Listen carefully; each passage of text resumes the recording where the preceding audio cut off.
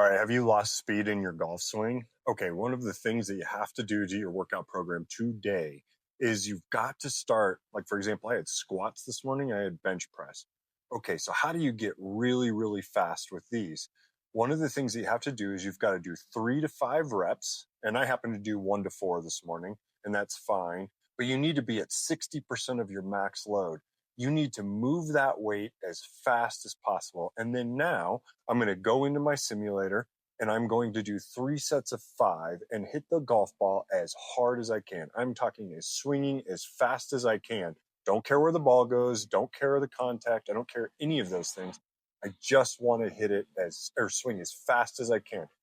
The only way to increase speed is to move as fast as you can.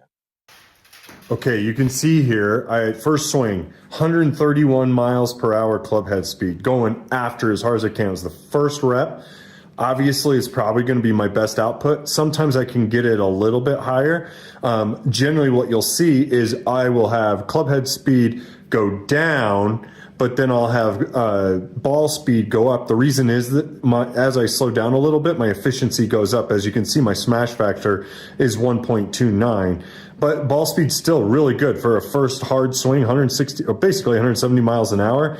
And then total distance, 363 yards. Now, keep in mind that I'm at nearly 7,000 feet altitude, so that does make a difference. Let's see how this next one. Okay, you can see the next one. Look at that smash factor. I actually made some pretty good contact. 1.47 is insane. That's tour level right there. That doesn't happen very often, but look what happened to my clubhead speed.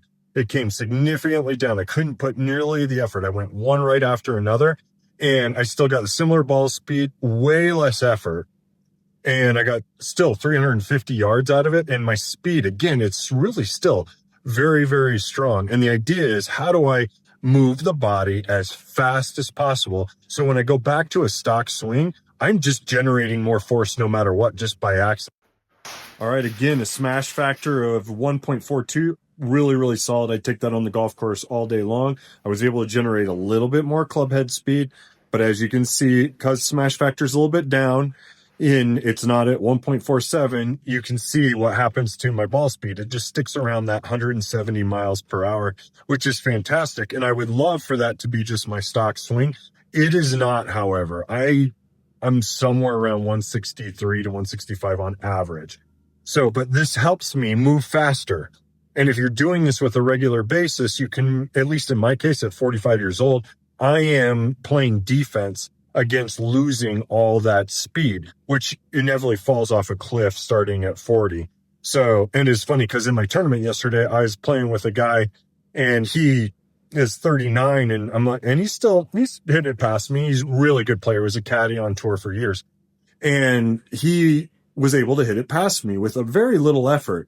And the one thing he talked about, he hasn't been training speed, and that was one of his efforts going into the new year and the new winter. And I said, you have to, because you're playing defense at this point. It gets harder and harder as you go. Okay, this one was about my favorite swing. I'm not going to lie. 116, again, right at 170, 118 ball speed. Honestly, that is not much of a different ball flight. You see, when 367 yards, a lot of that has to do, you can't see it on here, his spin was really low on that one. That was just a good, fairly close to stock swing for me. I would live with that every single day, and a 5.6 launch direction left. That's pretty normal, maybe a little cut. The one thing is I was just working with my golf coach the other day, and he was forcing me to get really aggressive with my right hip through impact and covering the ball. And one of my biggest fears, because we've been training myself out of a miss left, what happens is the less aggressive you are through the ball and the upper body gets so much involved, you just yank things left. And this for me is a timing thing. Be freaking aggressive through the golf ball, and it can't go left. I swung so hard at this and it could not go left. It was impossible because of the way my hips were firing. All right, this is the best reflection of where I would like my stock swing to be, is somewhere around 122 miles per hour. Now, that's pushing it, but I should be able to generate that kind of force without having to be totally crazy with it. And you can see my ball speed, because my smash factor was good enough, It was over 1.4. Now you can see why these tour pros are so incredible. They'll generate these clubhead speeds, and then their smash factor will be close to 1.5, between 1.45 and 1.5. That efficiency makes the ball go forever. And then when you watch, like I was talking to a guy I was playing with the other day, and he played with a guy that was at Q school. And he's at Q school, and the guy had ball speeds of 210 miles per hour. The amount of force and the amount it goes further is unbelievable. I can't even tell you the difference between me being at 165 and like an Adam Scott or a Justin Rose, who can push 180-mile-an-hour ball speed, who won yesterday. That is crazy how much further that ball goes than what mine will, just from this. And especially because I have my settings set to a little bit higher spin. And the reason I do that is just for altitude, trying to keep the ball flying straighter. I hope this helps. Go put it to work today.